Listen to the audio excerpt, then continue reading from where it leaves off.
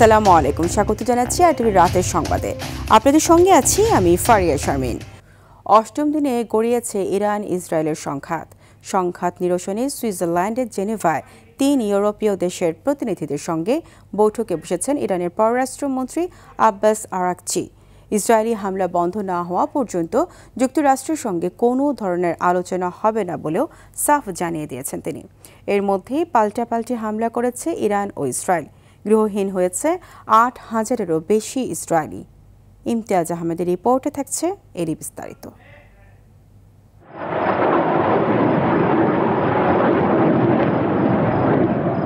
পাল্টাপাল্টি হামলায় বিপর্যস্ত ইরান ও ইসরায়েল। এ অবস্থায় আতঙ্কে দিন পার করছে দেশ দুটির সাধারণ মানুষ। সংঘাতে ব্যাপক ক্ষতির মুখে দুই দেশ। ইরান থেকে ছোড়া একযোগে 25টি ক্ষেপণাস্ত্র হামলায় আহত হয়েছে 17 ইসরায়েলি। এর মধ্যে 3 জনের অবস্থা আশঙ্কাজনক। ক্ষেপণাস্ত্রটি আঘাত হানে হাইফা শহরে। ইরানেও নতুন করে হামলা করেছে ইসরায়েল। এ সময় ইরানের দক্ষিণ পশ্চিমাঞ্চলে দেশটির সামরিক অবকাঠামো লক্ষ্য করে হামলা চালায় আইডিএফ। চলমান পরিস্থিতিতে ঘোলাটে হচ্ছে বিশ্ব রাজনীতি। প্রত্যক্ষ ও পরোক্ষভাবে দুই ভাগে বিভক্ত বিশ্ব। এমন এক সময়ে নিজেদের পরমাণু প্রকল্প এবং ইসরায়েলের সঙ্গে চলমান সংঘাত নিরসনে ফ্রান্স, জার্মানি, ব্রিটেন এবং ইউরোপীয় ইউনিয়নের সঙ্গে বৈঠকে বসেছেন ইরানের পররাষ্ট্রমন্ত্রী আব্বাস আরাকচি। অন্যায়ভাবে ইরানের জনগণের উপর যুদ্ধ চাপিয়ে দেওয়া হয়েছে জানান পররাষ্ট্রমন্ত্রী আব্বাস আরাকচি। ইসরায়েলি আগ্রাসনের বিরুদ্ধে ইরান নিজেকে রক্ষা করছে বলেও মন্তব্য করেন তিনি। জাতিসংঘের মানবাধিকার পরিষদের বিশেষ অধিবেশনে দেওয়া বক্তব্যে ইরানের পররাষ্ট্রমন্ত্রী এসব কথা বলেন। জাতিসংঘ সনদের 2-4 অনুচ্ছেদ লঙ্ঘন করে ইরানের ওপর রাতের আধারে আকস্মিকভাবে সশস্ত্র হামলা চালিয়েছে ইসরায়েল। 13 জুন প্রথম প্রহর থেকেই ইরানের ওপর এই অন্যায় যুদ্ধ চাপিয়ে দেওয়া হয়েছে। আবাসিক এলাকা, সরকারি অবকাঠামো, হাসপাতাল ও পারমাণবিক স্থাপনাগুলো লক্ষ্যবস্তু করা হয়েছে। এর আগে ইসরায়েলি হামলা বন্ধ না হওয়া পর্যন্ত যুক্তরাষ্ট্রের সঙ্গে কোনো ধরনের আলোচনা যাবে না তেহরান। রাষ্ট্রীয় গণমাধ্যমকে দেয়া সাক্ষাৎকারে জানান ইরানের পররাষ্ট্রমন্ত্রী। স্থানীয় সময় বৃহস্পতিবার হোয়াইট হাউসের তরফে জানানো হয়, ইরানের বিষয়ে 2 সপ্তাহের মধ্যে সিদ্ধান্ত জানাবেন মার্কিন প্রেসিডেন্ট। ইমতিয়াজ আহমেদ, আরটিভি। দর্শক, এই বিষয়ে কথা বলতে সরাসরি যুক্ত হয়েছেন আন্তর্জাতিক সম্পর্ক বিশ্লেষক অধ্যাপক ফজলুল হালিম রানার সাথে। প্রফেসর রানা, নিশ্চয়ই শুনতে পাচ্ছেন। ইরানের বেসামরিক স্থাপনায় ইসরায়েলের হামলা, ঊর্ধ্বতন কর্মকর্তাদের হত্যা এবং সুপ্রিম নেতাকে হত্যার যে হুমকি নেতানিয়াহু দিয়েছেন, সেগুলোকে যুদ্ধ অপরাধ হিসেবে গণ্য করা যায় কিনা, এই বিষয়ে আপনার বিশ্লেষণ শুনতে চাই।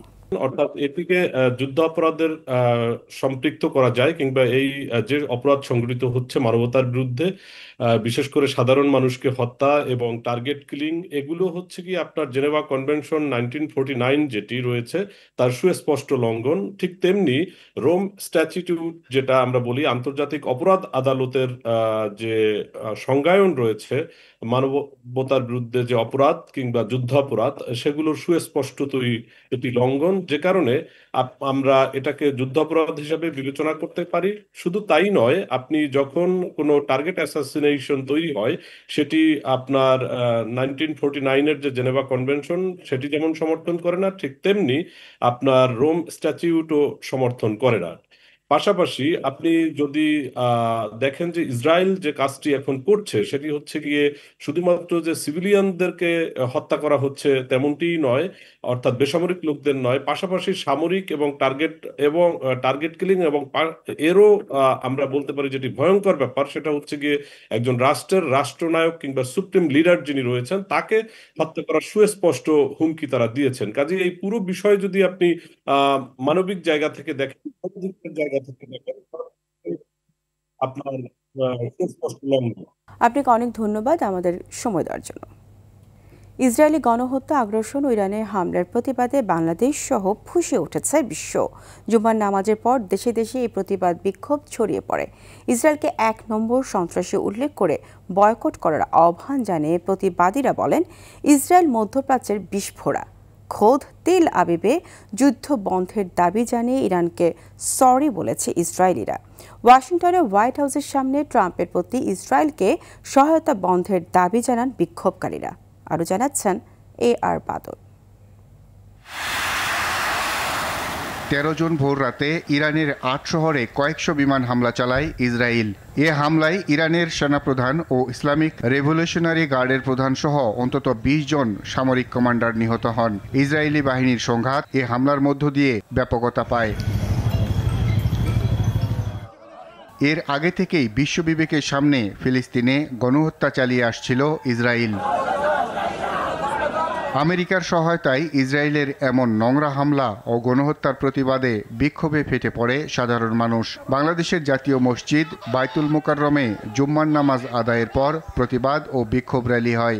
এতে অংশ নেয় খেলাফত মজলিস সহ বিভিন্ন সংগঠন ও সাধারণ মানুষ। তারা ইরানে হামলা ও ফিলিস্তিনে গণহত্যা বন্ধের দাবি জানায়।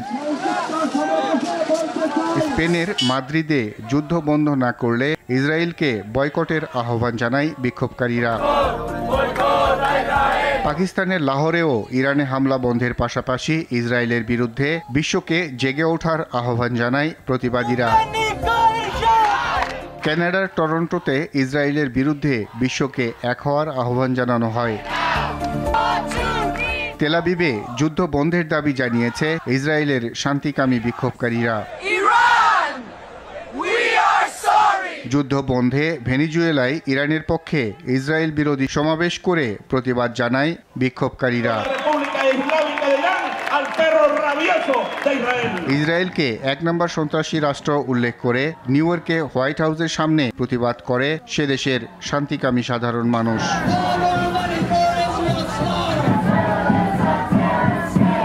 AR বাদল, RTV, ঢাকা। ফিলিস্তিনের গাজা উপত্যকা জুড়ে ইসরায়েলি হামলায় কমপক্ষে 92 জন নিহত হয়েছে, আহত হয়েছে বহু সংখ্যক সাধারণ নাগরিক। এক প্রতিবেদনে তথ্য জানায় আল জাজিরা। এদিকে ক্ষুধা ও চিকিৎসার অভাবে চরমভাবে দিন কাটাচ্ছে উপত্যকাটির মানুষ। ক্ষুধার্ত ফিলিস্তিনিরা প্রতিদিন মার্কিন যুক্তরাষ্ট্র এবং ইসরায়েলি সমর্থিত গাজা হিউম্যানিটেরিয়ান ফাউন্ডেশন থেকে ত্রাণ সহায়তা নিতে যেসব এলাকায় জড়ো হচ্ছে সেসব স্থানেও হামলা চালাচ্ছে ইসরায়েলি সেনারা।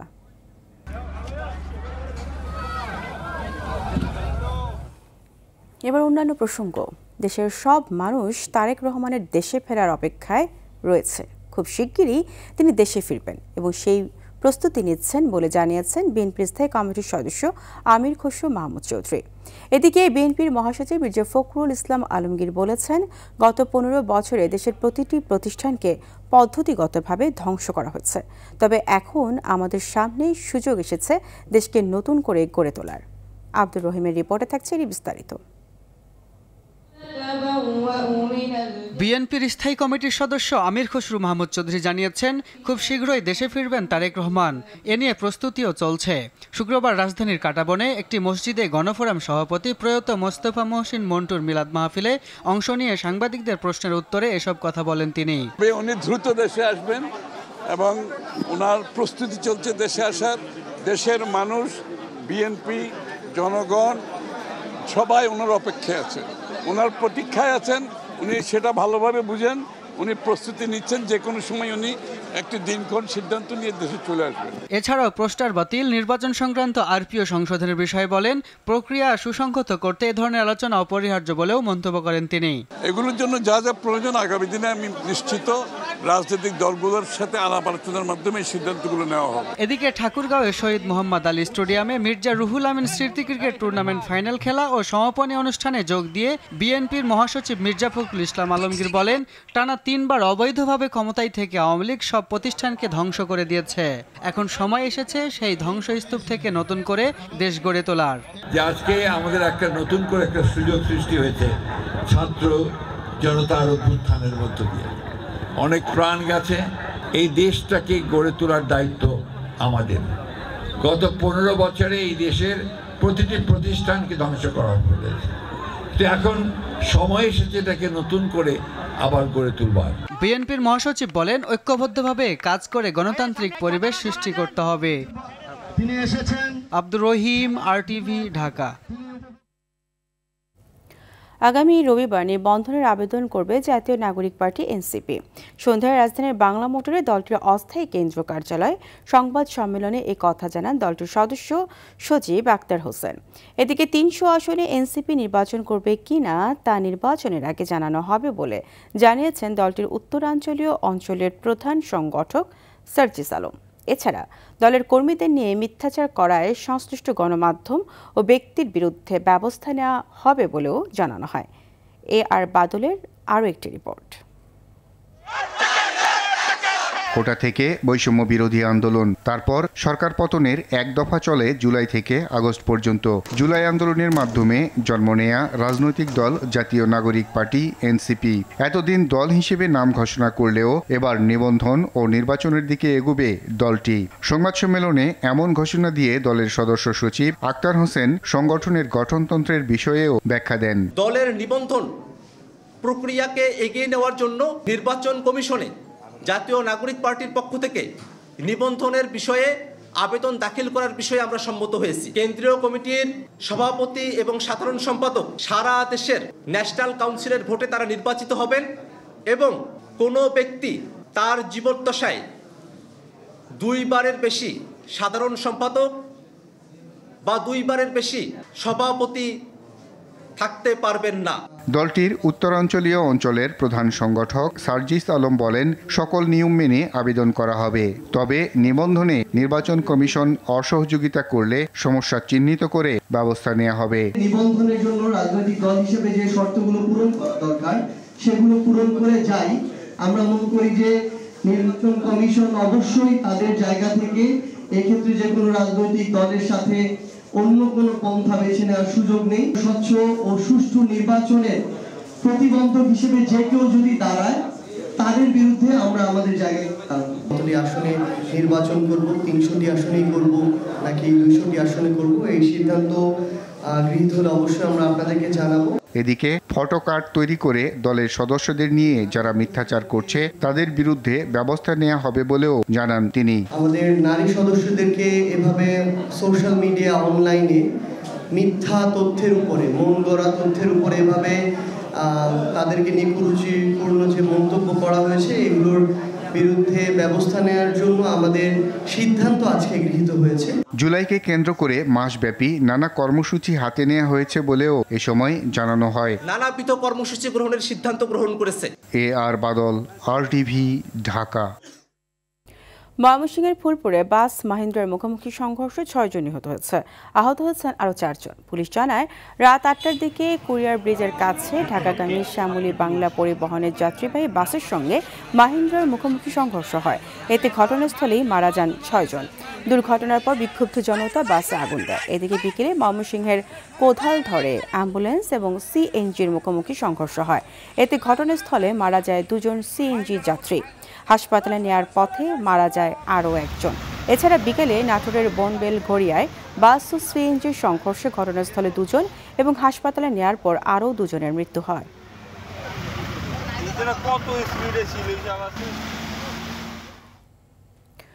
জ্বর ও ব্যথা নিয়ে প্রতিদিনই হাসপাতালে ভর্তি হচ্ছে অসংখ্য রোগী। করোনা ও ডেঙ্গুর প্রকোপ একই সঙ্গে থাকা রোগ নিয়ে বেগ পেতে হচ্ছে চিকিৎসকদের। হাসপাতালের পাশাপাশি ডেঙ্গু আক্রান্ত অনেকেই বাসায় চিকিৎসা নিচ্ছেন। আরও জানাচ্ছেন বিপুল দেবরায়। ডেঙ্গু ও করোনা যেন একে অপরের সহোদর। সম্প্রতি দুটি রোগেই যেন চোখ রাঙাচ্ছে সমানতালে। দেশে ডেঙ্গু প্রতিরোধে নেই কোনো ব্যবস্থা বলে অভিযোগ করেন মহাখালীর করোনা বিশেষায়িত হাসপাতালের রোগীরা। মশা মরে না, কি স্প্রে করে কেরোসিন তেলের গন্ধ ছাড়া আর কিছু পাওয়া যায় না। মশা যা তাই থাকে, মাসে একবার দেয় আর বাকি সময় এই অবস্থা। আমি কালকে চাঁদপুর থেকে আসছি, এখন শারীরিক কন্ডিশন ভালো। আর আমার এটা আমি 4 দিন হয়েছে আক্রান্ত। হাসপাতালের মেডিসিন বিশেষজ্ঞ চিকিৎসক ডাক্তার হুমায়রা জেসমিন বলছেন দুইটি রোগের লক্ষণ প্রায় একই। এবার টোটালি আমরা বলবো কনফিউজড, কারণ সিমটমগুলো মিলে মিশে যাচ্ছে, মিক্স সিমটম। আমরা গত বছরের সাথে যদি ডেটা আমরা তুলনামূলকভাবে দেখি, কম্প্যারিজন করলে বলবো গত বছরের তুলনায় কেস বেশি। সেই সঙ্গে হাসপাতালে করোনা ও ডেঙ্গু রোগীর সংখ্যা বাড়ছে জানিয়ে করোনা প্রতিরোধে সবাইকে মাস্ক পরতে এবং ডেঙ্গু থেকে রক্ষা পেতে মশারি টাঙানোর পরামর্শ দেন তিনি। আমরা তো মশারি টাঙাতে বলি হচ্ছে যেন একটা পেশেন্ট ইনফেক্টেড পেশেন্ট থেকে আরেকজন না ইনফেক্টেড হয়। যেখানেই আপনি 1-to-1 কমিউনিকেশনে যাচ্ছেন, একটু লোক সমাগম বেশি হবে, নিজের প্রোটেকশন অন্যের প্রোটেকশনের জন্য মাস্ক পরেন। আরেকটা কথা, যদি নিজেকে অসুস্থ মনে করেন অবশ্যই মাস্ক পরবেন। এদিকে রোগ নির্ণয়ের জন্য দীর্ঘক্ষণ লাইনে দাঁড়িয়ে থাকতে হয় রোগীদের, তাই চিকিৎসক সংখ্যা বাড়ানোর দাবি তাদের। প্রথম অবস্থায় যদি ডাক্তার এইভাবে কম থাকে তাহলে রোগী তো আরো বাইরে যাবে। বিপুল দেবরাই, RTV, ঢাকা। টানা বৃষ্টি আর ভারতে থেকে আসা পানিতে ফেনীর মুহুরী ও সিলোনিয়া নদীর দুটি স্থানে বাঁধ ভেঙে লোকালয়ে প্লাবিত হয়েছে। ফুলগাজী সদর ইউনিয়নের উত্তর বড়াইয়া গ্রামে গতরাত 10টায় এই ভাঙনের সূত্রপাত হয়। এরপর উপজেলা প্রশাসনের পক্ষ থেকে স্থানীয় বাসিন্দাদের নিরাপদ স্থানে সরিয়ে নেওয়া হয়েছে। পানি উন্নয়ন বোর্ড জানায়, পানি এখনও 11.5 সেন্টিমিটারের নিচে প্রবাহিত হচ্ছে। লোকালয়ে পানি প্রবেশ নিয়ন্ত্রণে বাঁধের গর্ত বন্ধের চেষ্টা চলছে। নদীর পানি কমলে বাঁধগুলো মেরামতের কাজ শুরু হবে। ফেনী জেলা প্রশাসক সাইফুল ইসলাম ভাঙন এলাকা পরিদর্শন করে ভুক্তভোগীদের নিরাপদ আশ্রয় নিয়ে শুকনো খাবারের ব্যবস্থা করার নির্দেশ দিয়েছেন।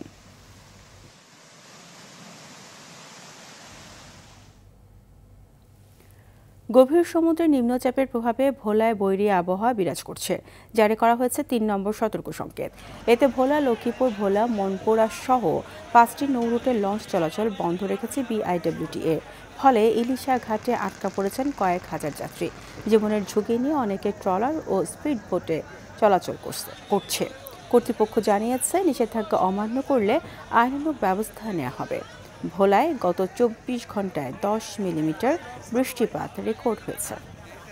এশিয়া কাপ আর্চারির দ্বিতীয় লেগে পুরুষদের রেকর্ড ব্যক্তিগত ইভেন্টে স্বর্ণপদক জিতেছেন বাংলাদেশের আব্দুর রহমান আলিফ। সিঙ্গাপুরে ইভেন্টের ফাইনালে জাপানের মিয়াতা গাকুতোকে 6-4 সেটে পয়েন্টে হারিয়েছেন তিনি। তাতে রোমান সানার পর দেশের দ্বিতীয় আর্চার হিসেবে এশিয়ান পর্যায়ে এমন কীর্তি করলেন আলিফ। শুক্রবার বুকিত গম্বাক স্টেডিয়ামে আলিফের শুরুটা হয় দারুণভাবেই। তবে প্রথম 2 সেটে জিতলেও তৃতীয় ও চতুর্থ সেট জিতে নেন মিয়াতা। সর্বশেষ পঞ্চম সেটে 29-26 ব্যবধানে জিতে স্বর্ণপদক নিশ্চিত করেন 19 বছর বয়সী এই আর্চার। এই অর্জনে উচ্ছ্বসিত আলিফ ভবিষ্যতে জিততে চান অলিম্পিক মেডেল। সঙ্গীত বাজাইতে পারছি বাইরের দেশে এসে ইন্টারন্যাশনাল কম্পিটিশনে, আর এটা আমার ফার্স্ট ইন্টারন্যাশনাল গোল্ড মেডেল। আমার দেশের সবার জন্য আর কি এটা দিছি। আমার লক্ষ্য আর কি 28 অলিম্পিকে মেডেল নিয়ে আসা। রাতের সংবাদ এই পর্যন্তই। মধ্যরাতের সংবাদ রাত 1টায় দেখার আমন্ত্রণ রইল। ধন্যবাদ সবাইকে।